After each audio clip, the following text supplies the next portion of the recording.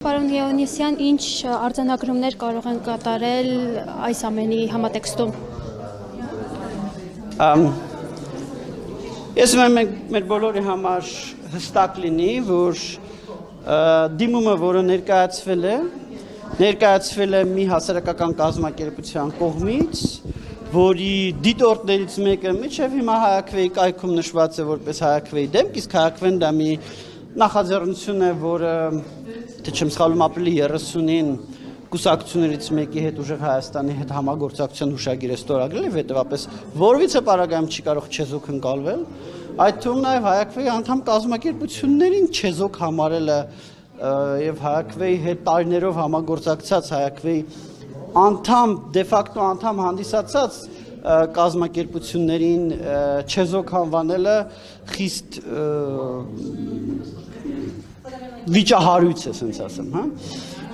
Ինչ վերաբերում է մեր չեզոքությանը, ապա մեր չեզոքությանը չի կարելի վերաբերվել էպիզոդիկ, մեր չեզոքությունը գլոբալ է, մենք այն կազմակերպությունն ենք, որը թերևս համարյա թե բոլորից շատ է խոսում տարբեր ուժերի կատարած խախտումների մասին, այն առաքելությունն ենք, որը բոլորից շատ է խոսում կատարած խախտումների մասին, այդ թվում իշխանության, այդ թվում ընդդիմության, եւ այս առումով որովհետեւ պարագայում մեր անաչառությունը կասկածի տակ չի կարող դրվել։ Պարոն Լեոնիսյան, այն քարոզչության իմաստով, քարոզարշավների իմաստով այն ինչ տեսնում ենք այսօր ինչպես կորակեք, այ բառամթերքը վարչապետի ինչպես կորակեք։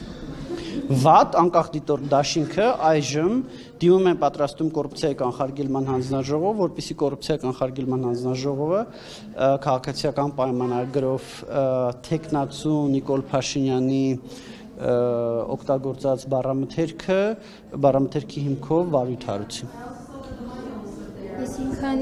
մտավախություն չունեք, որ Փաշինյանը նույն բառապաշարով զրուցում է նաև նախարարների հետ միգուցե։ Դա իր եւ նախարարների խնդիրն է։ Այդ կանանց նկատմամբ այս բռնությունները ինչպես կորակեք։ Որևիցե բռնություն բացասական կբովորակեմ։ Մեկ նախադասությամբ ցանկացած բռնություն բացասաբար կորակեմ։ Ինչ վերաբերում է երեկվա իրադարձություններից Արթուր Օսիպյանի հետ կապված իրադարձությանը, ապա համարում ենք, որ իր նկատմամբ քրեական հետապնդումը ամբողջությամբ անտեղի է, ինքը եկել էր վարչապետին քննադատական խոսք հղելու, որին ի պատասխան ստացել է արժանապատվությունը նսեմացնող արտահայտություններ, ինչը ամբողջությամբ անընդունելի է եւ նաեւ իր նկատմամբ քրեական հետապնդումը մեր գնահատումով ամբողջությամբ անհիմն է։ Մենք նաև հիմա քննարկում ենք թե ինչ պրոցեսներ ենք սկսելու ուրեմն կապված ինքնասպանություն գործած անձի այդ դեպքով, բայց ոչ թե ինքնասպանության մասով, ինքնասպանությունը դա բունընտրությունների հետ կապ չունեցող բան է, այլ իր նկատմամբ քրեական հետապնդում սկսելու դեպքով, որովհետև մենք հիմա դետալները ուսումնասիրում ենք, ես չեմ ուզում շտապեմ գնահատականներում, բայց եթե իրոք պաստառը վնասելու համար իր նկատմամբ քրեական հետապնդումը հարուցվել, ապա դա ամբողջությամբ ապօրինի քրեական հետապնդում էր, որտեղ պաստառ վնասելը հանդիսանում է վարչական իրավախախտում։ Ի վերջո հոգեկան խնդիրներով է տառապել այդ անձնավորությունը։ Միգուցե, բայց նորից մեր քննարկման տիրույթում քրեական արդարացիան մարմինների գործողություններն են, որտեղ նորից այդ տեղեկությունները մի հատ պետքա դետալները ստուգել, բայց եթե դա եղել է պաստառը վնասելու համար, ապա մենք հավանեն հավանականությամբ ակնհայտ ապօրինի արդարադատություն իրականացնելու համապատասխան հոդվածով հանցագործության մասին հաղորդմամբ հանդես կգանք, որովհետև չի կարող որպես առերևույթ հանցագործություն որակվել մի բան, որը վարչական իրավախախտում է։ Իսկ պաստառ փոխելը վարչական իրավախախտում է։ Նաև նշեցիք, կարծես թե հերքեցիք, որ այսինքն չեզոքության մասով դուք չեզոք եք ներկայանում, բայց վերոնշյալ դիտարկումները, ինչ կասեք այդ գրառումների մասով ընդհանուր։ Որտեղ այդ գրառումները ընտրությունների վերաբերյալ չէր։ Չեզոքություն չի նշանակում չեզոքություն ցանկացած երևույթի նկատմամբ։ Ներողություն, եթե հիմա այստեղ մարդ գա եւ սկսի ավտոմատով կրակել եւ այդ մարդուն քննադատենք, դա չի նշանակի, չէ, որ մենք ընտրությունների կոնտեքստում կորցրեցինք չեզոքությունը։ Այսինքն երևույթների նկատմամբ եւ ընտրությունների հետ չկապված, կուսակցությունների հետ չկապված հարցերի հետ կապված չեզոքությունը պարտադիր չի, պարտադիր է չեզոք լինել ընտրություններին մասնակցող սուբյեկտների նկատմամբ եւ այդ սուբյեկտներին տալ այնպիսի եւ այդ սուբյեկտների գործողություններին տալ գնահատականները անկախ նրանից թե ով է դա անում, հա, այսինքն երբ որ X արարքն է արվում, արդյոք մեր համար տարբերություն կա թե X արարքը որ ուժը արեց, թե չկա, այսպես պետք է գնահատվի մեր չեզոքությունը։ Երբ որ այդ X արարքը անում է այս կամ այն ուժը մեր համար, մեր գործողություններում դուք տարբերություն տեսնում եք, կա ինչ-որ մի դեպք, որ մենք նույն արարքի համար մի ուժի նկատմամբ մի ռեակցիա տանք, մյուս ուժի նկատմամբ ուրիշ ռեակցիա տանք, չկա։ Նորից եմ ասում, եթե ձեր կանխավարկածը այնա, որ մենք ինչ-որ ուժի հետ կապված նախապատվություն ունենք, ապա նշեք այդ ուժին, թե որին ենք մենք տենց չակերտավոր սիրում եւ մի հատ քննարկենք մենք այդ ուժի կատարած խախտումների վրա օրինակ աչք փակել ենք թե հակառակը այդ խախտումները բացահայտել ենք այնպիսի ձևերով որոնց մասին ձեզանից շատերը չեն էլ երազել եւ այդ բացահայտմամբ ուրեմն իրավական process-ներ ենք սկսել։ Դա ատելության խոսքի մասով ինչ կասեք։ Ի վերջո սա քարոզարշավ է թե ատելության խոսքի, այսպես դրսևորման արիք։ Ես կասեի ատելության խոսքով զուգորդող քարոզարշավ։ Բայց արդյոք դա թույլատրելի է։ Դա շատ վատ է։ Իսկ ես սպասեմ ձեր կողմից հստակ որևէ քայլի։ Դե ժողովուրդ ինչ անեմ, գնամ ատելության խոսք տարածողների բերանս կոչով կպցնեմ։ Հիմա էտա տարբեր ուժեր ատելության խոսք են տարածում։ Երբ որ դա հատում է որոշակի իրավակարգավորումների սահմանը, այդտեղ իհարկե մենք գործողություններով հանդես գալիս ենք, իրավական process-ներ ենք սկսում,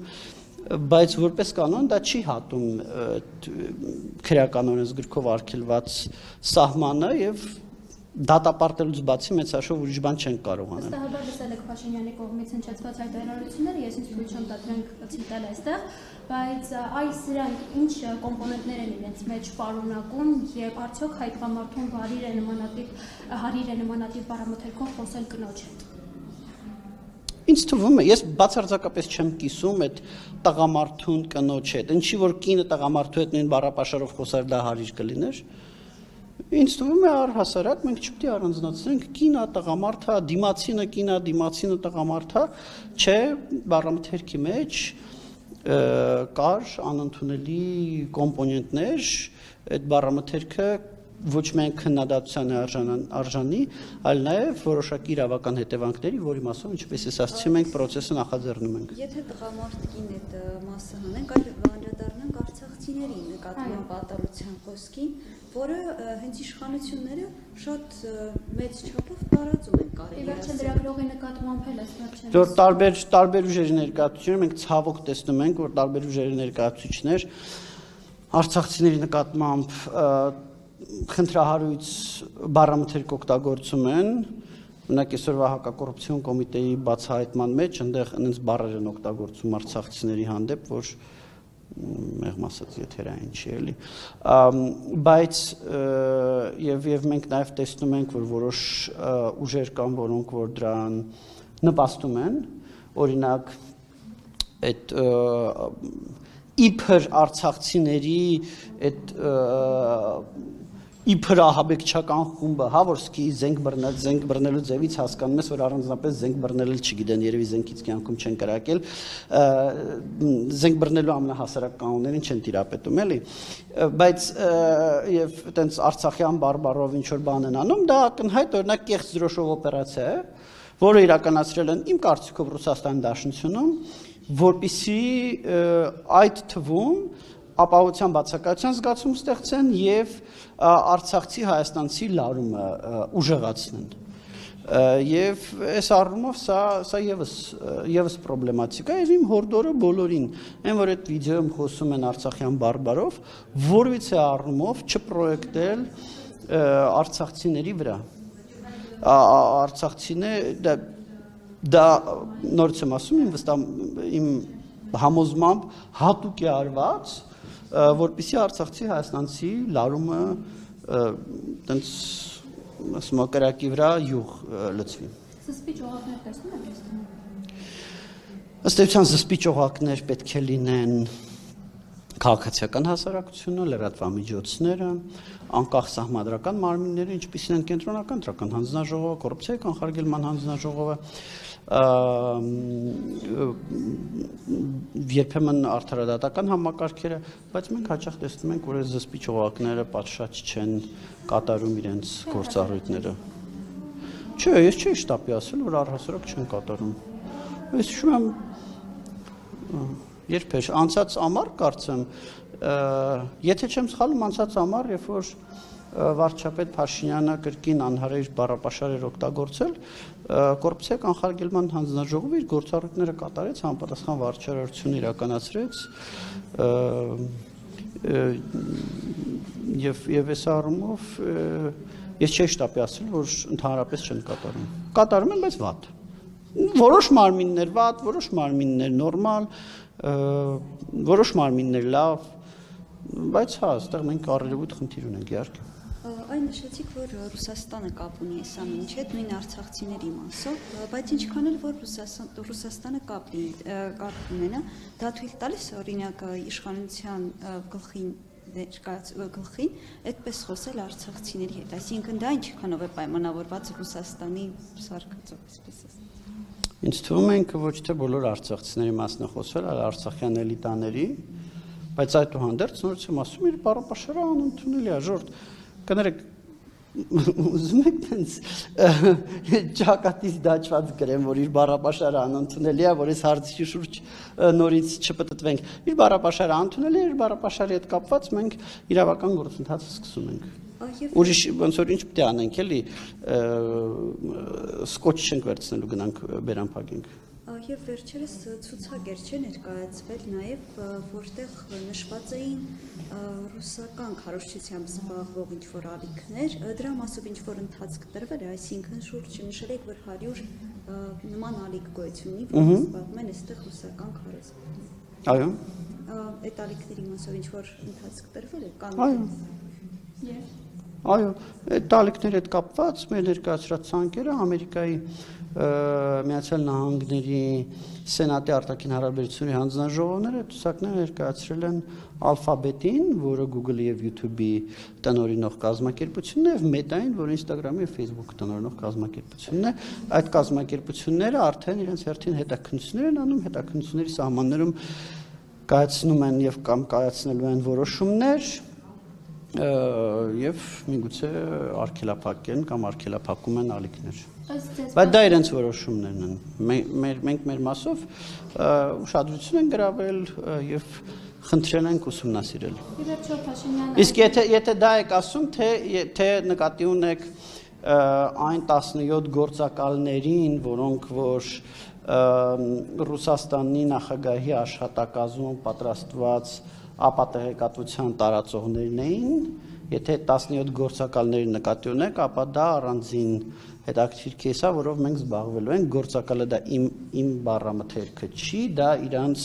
հաշվետվության մեջ, որը Ռուսաստանի նախագահի աշխատակազմի աշխատակից Սոֆիա Զախարովան ներկայացրել է իր վերադասին, Սոֆիա Զախարովային Մարիա Զախարովայի չխառնել, որը ներկայացրել էր իր վերադասին, այդ ուրեմն այդտեղ խոսվում էր, ձեկույցի մեջ խոսվում էր, որ իրենց պատրաստած ապատեղեկատվությունը Հայաստանում տարածել են 17 գործակալներ, եւ մենք հիմա փորձում ենք իդենտիֆիկացնել, թե ովքեր են այդ գործակալ լրատվամիջոցները։ Լրատվամիջոցներ եւ կարծիքի առաջատարներ։ Եվ բնականաբար, երբ որ իդենտիֆիկացնենք, իրենց անուններն էլ ներկայացնելու ենք Meta-ին եւ Alphabet-ին։ Ինչու է Փաշինյանը Արցախ, Արարատ բառերը, հատուկ անունները լսելիս նման ճղածուքների մեջ ընկնում։ իրան հարցրեք։ Բայց արդյոք Ինչպես կբնորոշեք այս էմոցիոնալ պոռթկումները։ Էմոցիոնալ պոռթկումները տարբեր իրավիճակներում են լինում, ես ոչ հոգեբան եմ, ոչ էլ մտադիր եմ գնահատական տալ, այդ ամեն ինչը ենթակա է գնահատականի Հայաստանի քաղաքացիների կողմից հունիսի 7-ին։ Թող գնահատական տան այդ թվում էմոցիոնալ պոռթկումներին, այդ թվում այս կամ այն արտահայտության, այս կամ այն կերպ արձագանքելուն։ Ալիևի հետ ինքը նմանատիպ բառապաշարով կարող է խոսել, թե միայն իր բառը օգտագործում դուխով, այդ դուխով խոսում է միայն Հայաստանի Հանրապետության քաղաքացիների նկատմամբ։ Ինչպիսի պատասխան եք ակնկալում ես հարցին։ Ձեր կարծիքն է հետաքրքիր։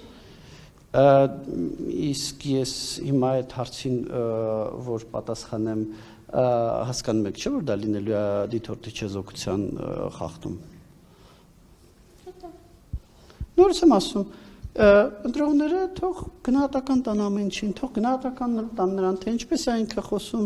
այս կամ այն անձի հետ, թող գնահատական տան ինչպես է ինքը խոսում Ալիևի հետ կամ չգիտեմ Կամբոջայի վարչապետի հետ։